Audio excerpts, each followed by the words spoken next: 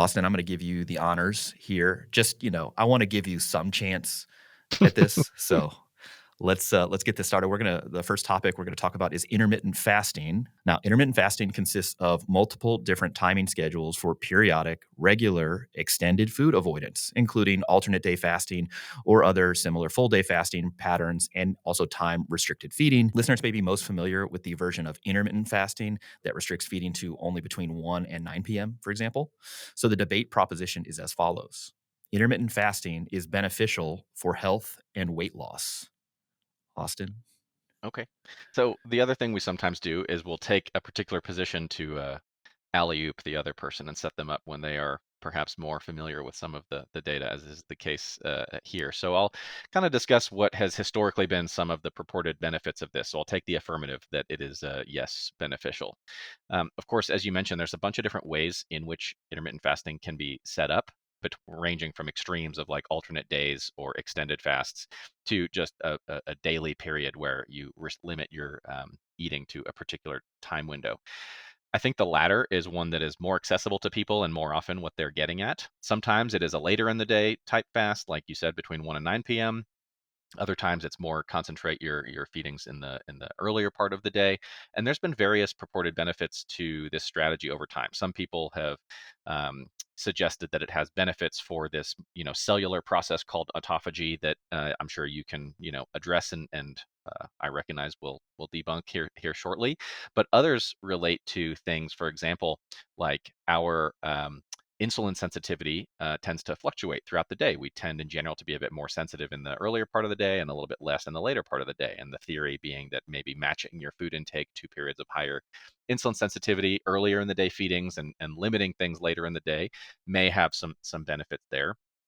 This also ties into the entire field of research that was pretty hot in the couple of years ago called chrononutrition or chronobiology, relating to our diurnal kind of rhythms earlier in the day, later in the day, kind of variation in our physiology, and perhaps that there may be strategies to kind of match your food intake best to your own kind of diurnal or biologic rhythms. And the idea being that there was maybe some preliminary evidence that improved glycemic control or your blood sugar levels, and particularly in patients with metabolic syndrome and diabetes, and potentially even some impacts on weight loss. Although the majority of impacts on weight loss do ultimately end up seeming to come down to overall calorie intake.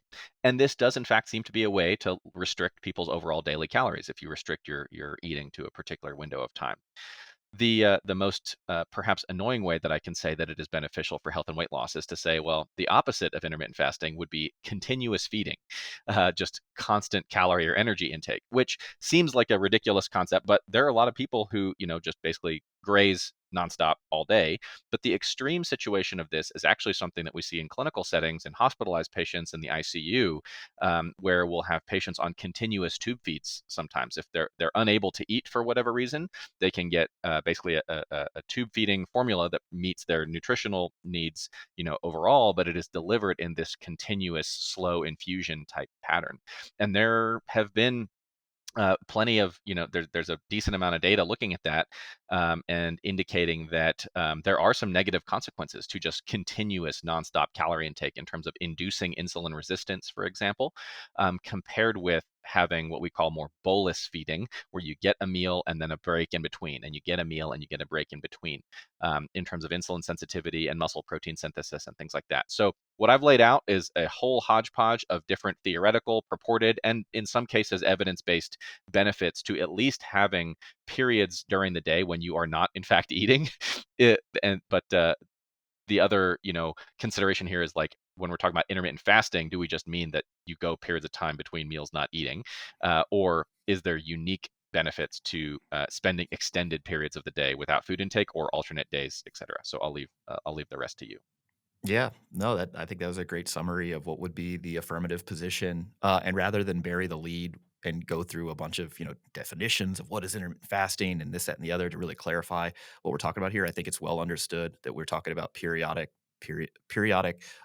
intervals of avoiding food and then jamming all your food into like one period of time. So time restricted feeding. when you look at the actual evidence on whether it's cardiometabolic outcomes, so risk of heart disease, proxies for blood sugar management, so hemoglobin A1C, when you look at cholesterol levels, when you look at weight loss trajectory in individuals who are subjected to the intermittent fasting protocol versus a regular sort of traditional dietary pattern, there's no unique benefit to following the intermittent fasting sort of approach.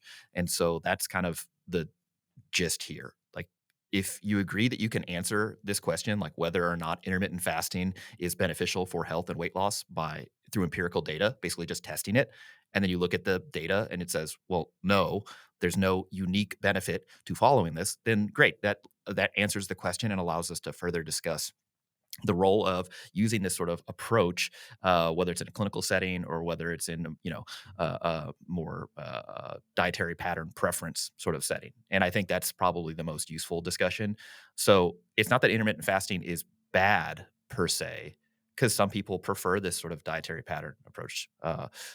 They want to that's easy for them to adhere to a health promoting dietary pattern with respect to energy intake if they don't eat during periods of time. Also, there's decent evidence in individuals with insulin resistance or issues managing their blood sugar if they shift most of their meals towards the earlier hours in the day. So that sort of chrononutrition you alluded to, where people eat most of their calories at breakfast and lunch and then a smaller dinner and then don't eat a lot in the evening hours. That kind of goes out the window when people exercise at night, but that's a different sort of discussion there. And then also to your point, in the clinical setting with continuous tube feeds versus bolus feeding, yeah, I mean, that's pretty good evidence that people should not be eating all day, if you can avoid it.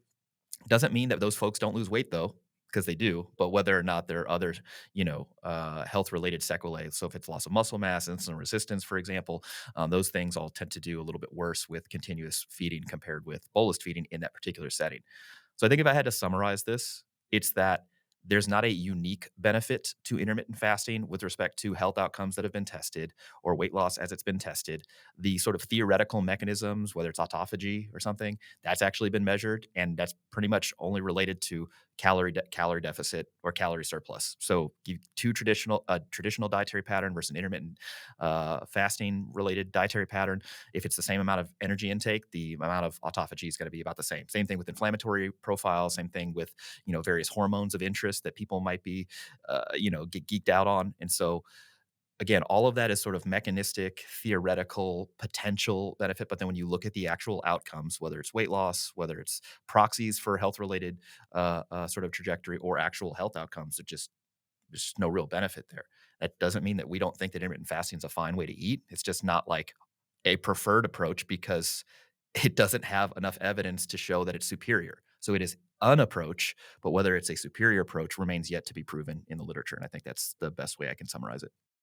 Yeah, so if I can kind of translate, because there was some aspects of that again, if we have a new listener who's not familiar with a lot of this topic or the language, might be helpful to kind of translate some of that. It sounds like, and I think we would agree that this is an approach, as you said, that if it meets somebody's preferences and lets them meet their dietary kind of pattern goals and things like that, is completely fine. But for those for whom this is not a preferred way to eat, if they say are trying to lose weight, they do not need to go out of their way and suffer to force their preferred dietary pattern to fit into this paradigm under the guise that it is going to give them even more benefits compared with if they ate the same kind of overall calories, macro breakdown, types of foods, meals, just distributed in a different way.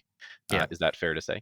Yeah, and I think for the number of people who find intermittent fasting easier to stick to, they're like, "Look, I didn't want to eat breakfast in the first place. This allows me to eat the correct amount of calories that I need to sustain a healthy weight and body composition if I otherwise just restrict my food from 1 to 9 p.m."